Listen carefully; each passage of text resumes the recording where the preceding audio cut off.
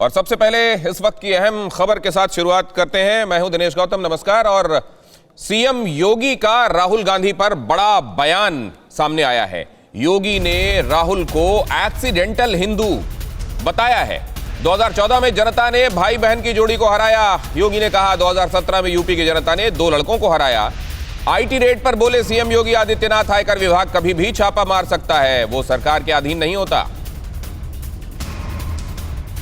महाराज जी, जनसमूह का उत्साह देखकर तो ये लग रहा है कि आप अपने मकसद में कामयाब हो रहे हैं। कैसा समर्थन मिल रहा है? देखिए, जनता ने 14 में, जनता जनार्दन ने 14 में आशीर्वाद दिया, 17 में दिया, 19 में दिया।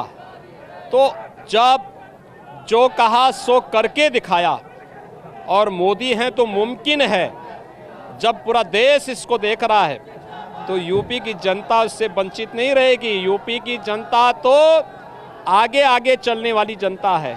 इसलिए मोदी जी के आह्वान पर फिर से अपना आशीर्वाद भारतीय जनता पार्टी को देगी, कोई संदेह नहीं होना चाहिए। जो विश्वास है वो कितना हासिल हो चुका है और कितना करना बाकी है? क्योंकि पिछली बार आंकड़ा 300 के पार था, इस बार टारगेट क्या है? पिछली बार से अच्छा जन समर्थन और आशीर्वाद जनता का भारतीय जनता पार्टी को प्राप्त होगा। आपके राजनीतिक घोर विरोधी अखिलेश यादव भी यात्रा निकाल रहे हैं, भीड़ उनमें भी हालांकि हो रही है। तो भीड़ का रुख क्या है? भीड़ वोटों में कौन कन्वर्ट कर पाएगा? देखिए, ये भीड़ 2014 में भाई बहन की जोड़ी ने भी जुटाने का प्रयास किया था, जनता ने वोट नहीं दिया।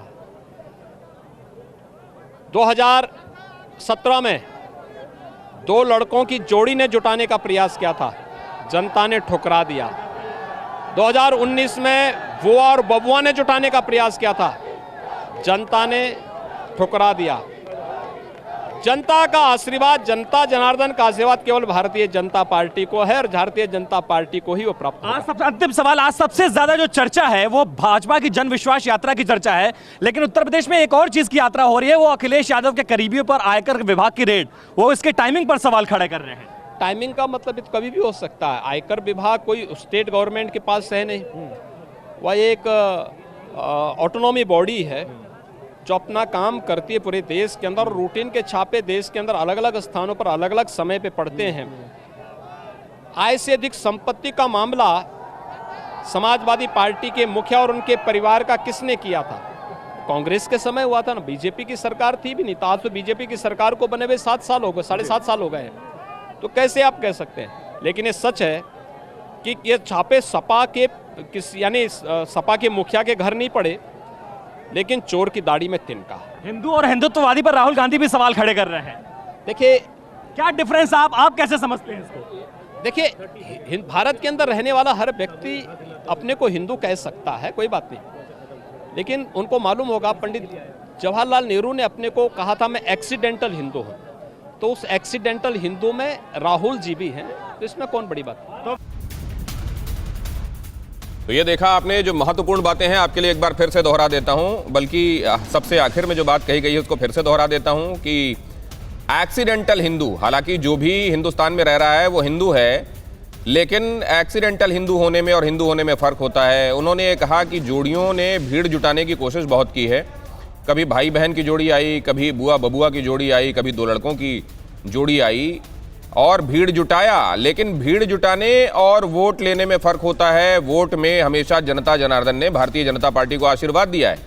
उन्होंने ये भी कहा कि आईटी अपना काम कर रहा है, इनकम टैक्स डिपार्टमेंट अपना काम कर रहा है, सरकार के इशारे पर वो काम नहीं करता है। ये महत्वपूर्ण बातें। और हमारे संवाददाता विपिन चौबे की उनके साथ खास बातचीत, उन्होंने ये भी कहा कि जनता का एक बार फिर से आशीर्वाद मिलने वाला है और पहले से ज्यादा बड़ा आशीर्वाद मिलने वाला है। मतलब अब वो सीटें क्या टारगेट कर रहे हैं खुद योगी जी, ये तो उन्होंने स्पष्ट नहीं किया, लेकिन कहा कि पहले से ज्यादा बड़ा आशीर्वाद अब की बार उनको मिलने वाला है।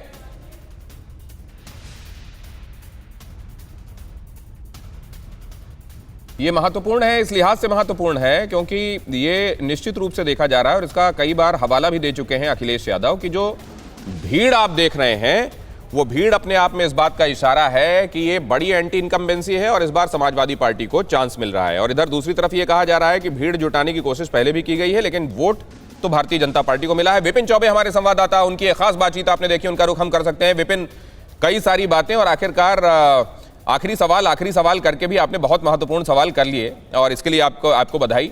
लेकिन अब इसमें से अगर मैं कहूं आप हेडलाइन निकालिए तो आप किसको रेखांकित करेंगे? एक मिनट, लाइव पे है, एक मिनट सर। हाँ दिनेश, क्या पूछ रहे हैं आप मेरे साथ? उत्तर प्रदेश के ऊर्जा मंत्री श्रीकांत शर्मा जी भी हैं, जिनकी जिम्मेदारी है इस रथ को अलीगढ़ तक लेके जाना। लेकिन आप अपना सवाल पूछिए।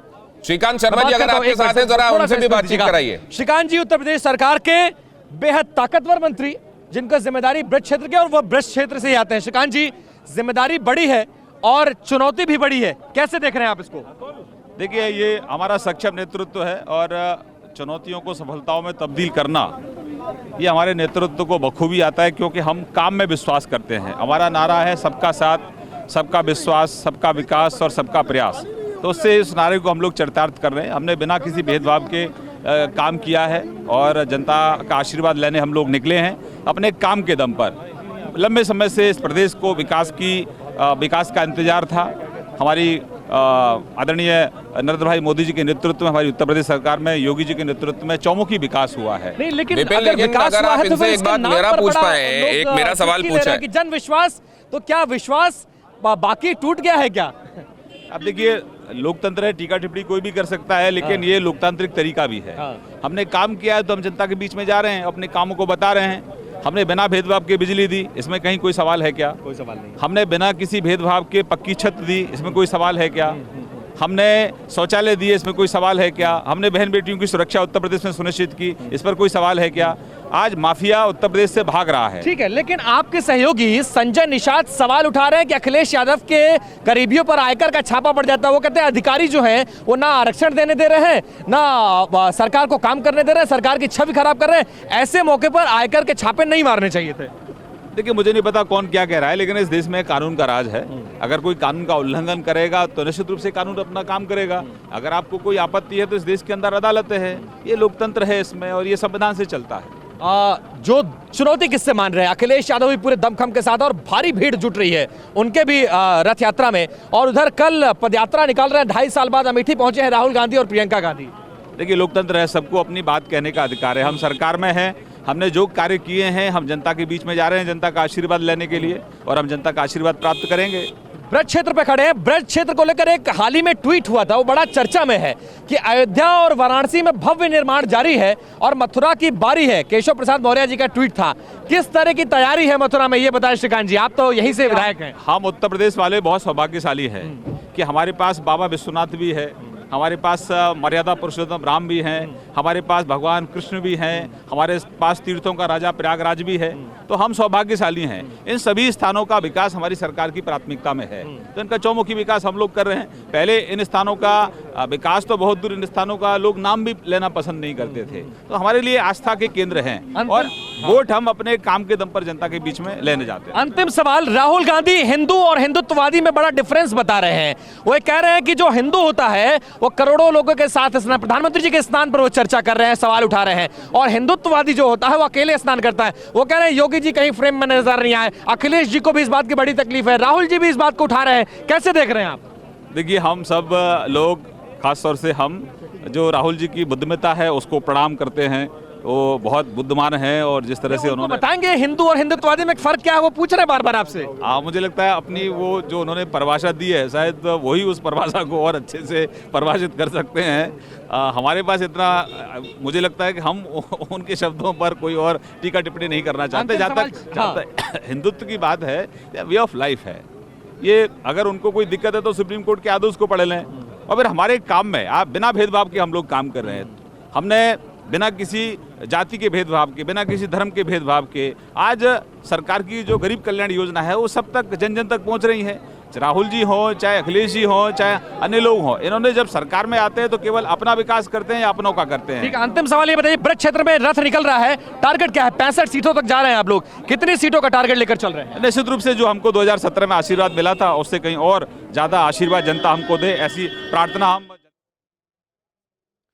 श्रीकांत शर्मा, ऊर्जा मंत्री उत्तर प्रदेश, उनका कहना है कि हमने जो भी काम किए हैं उनको जन जन तक पहुंचाया है, अपना और अपनों का विकास हमने नहीं किया है, जबकि इसके पहले की सरकारों ने ऐसा ही किया है। प्रियंका गांधी का सीएम योगी पर आरोप इस बीच, ये खबर देखिए, 5 साल से सिर्फ दिखावा कर रहे हैं योगी, प्रियंका ने कहा है। परिवर्तन के लिए एकजुट होना होगा, प्रियंका का यह भी कहना है। प्रियंका जी, जिस तरीके से यहाँ पर महिलाएं आई हैं, आपको क्या लगता है कि जातिवाद की राजनीति उत्तर प्रदेश में होती है और यहाँ पर आप महिलाओं को लेकर आगे चल रही है, क्या मकसद?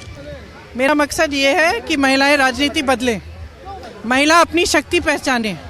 अपनी शक्ति जब पहचानेगी और एकजुट हो जाएगी तो राजनीति को ज़रूर बदलेगी, क्योंकि महिला प्रैक्टिकल होती है, उसको मालूम है उसको खड़ा होना है अपने पैरों पे, अपने बच्चों को खड़ा करना है, अपने भविष्य के लिए काम करना है, उसको मालूम होता है, तो वो वही सवाल उठाएगी जो उसके काम के सवाल हैं। और आज राजनीति में सांप्रदायिकता और जातिवादी इतनी फैलाई जा रही है इसलिए कि कोई विकास के मुद्दे न उठाए, लेकिन ये कहा जा रहा है कि सवाल ना पूछे कि भाई तुमने किया क्या मेरे लिए। लेकिन कहा जा रहा है प्रियंका गांधी 2024 पर निशाना लगाएं। बिल्कुल नहीं, मेरे बारे में आप हमेशा इस तरह की कोई वो निकाल लेते हैं कि 2024, पिछली बार 19 में आपने कहा था 22, अब 22 हो गया, आप कह रहे हैं 24। राहुल जी कहते हैं कि हिंदू और हिंदुत्ववादी में बड़ा फर्क है, आपका क्या मानना है? क्योंकि महिलाएं जो है यहाँ पर आई हैं वो भी पूजा पाठ करती हैं, क्या संदेश देना चाहते हैं? क्या संदेश देना चाहते हैं? 3 बार मैं जवाब भी दे चुकी हूँ, हाँ, 3 बार जवाब दे चुकी हूँ। प्रियंका जी, मोदी जी ने 21 तारीख को महिलाओं को फिर बुलाया है। बहुत मैंने सुना, खूब तामझाम किया है, इंतजाम बहुत किया है, ट्रकें आ रही हैं, बसें आ रही हैं, महिलाओं को एक रंग की साड़ी दी है पहनने की। जो कहा था वो किया है और उस जो किया है वो बताने निकले हैं। जनता जानती है, ये उत्साह बता रहा है कि जनता मोदी जी के जो आशीर्वाद उत्तर प्रदेश को मिला और जो योगी जी ने धरती पर काम किया है उसको फिर से एक बार शाबाशी देने के लिए आतुर है। और यह जोश, यह उत्साह, ये उल्लास इस बात का को इंगित कर रहा है और ये वातावरण एक जिसको कहते हैं त्योहार नुमा वातावरण देखने को मिल रहा है। एक बात जो कल प्रधानमंत्री जी ने परसों कही थी कि यूपी प्लस योगी उपयोगी, लेकिन उसके ठीक उलट अखिलेश यादव जो समाजवादी पार्टी के मुख्यमंत्री उम्मीदवार हैं वो कह रहे हैं कि अनुपयोगी हैं, योगी उपयोगी नहीं है। देखिए, जिसकी जैसी सोच वैसी बोल, मैंने पहले कहा था, उनकी सोच नकारात्मक है। उन्होंने कभी अच्छे सकारात्मक दृष्टि से कोई बात सोचा नहीं, इसलिए उनसे कोई ऐसे अच्छे शब्द निकलना ये आशा करना ही निरर्थक है और गलत है। लेकिन हाँ, वो उपयोगी हैं, ये उत्तर प्रदेश की जनता बता रही है और आने वाले चुनाव में नतीजे बताएंगे कि योगी जी उत्तर प्रदेश के लिए उपयोगी हैं। एक प्रश्न जो बार बार उठ रहा है, जो अखिलेश यादव के कुछ करीबी लोगों पर छापा पड़ा है, तो केंद्रीय एजेंसियों के जांच का प्रश्न बार बार उठ रहा है कि उत्तर प्रदेश में हो रहा है और ये कहा जा रहा है कि बीजेपी अपने चुनाव नहीं लड़ रही है, एजेंसियां चुनाव लड़ रही हैं। ऐसा है कि इलेक्शन कमीशन में जब चुनाव हार जाते हैं तो ईवीएम को बोलते हैं, उसको दोष डालते हैं, सेंट्रल एजेंसीज को दोष डालते हैं। अब अखिलेश के दोस्त कौन हैं? आधे तो जेल में हैं, माफिया, यही सब लोग हैं।